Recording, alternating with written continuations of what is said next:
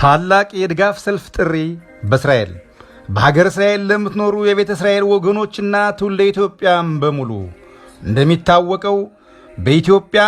በተለያዩ ቦታዎች የተፈጸሙ ዘር ተኮር ጥቃቶችንና በሀገር መከላከያ ሰራዊት በሰሜን ዕዝ አባላት ላይ የተካሄደውን አረመናዊ ጭፍጨፋን ተከትሎ የኢትዮጵያ ፌዴራል መንግስት በጁንታው የትነግ ስግብግብ ቡድን ላይ የሕግ ማስከበርና አገርን የማዳን ዘመቻውን በተጠናከረ ጥበብ በተሞላበት መልኩ አካሂዶ አንጸባራቂ ድሉን በማብሰር የጦርነቱን ምዕራፍ መቋጨቱን ገልጿል።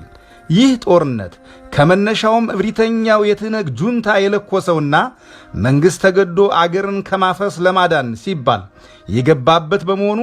በወንጀል ተፈላጊ የሆኑ ርዝራዥ ጁንታው የፖለቲካና የወታደራዊ አመራር አባላትን አድኖ ሕግ ፊት ለማቆም የሚያካሂደውን የቤት ለቤት ያሰሳ ዘመቻ ለመደገፍ በቀን 4/12/2020 ዓ.ም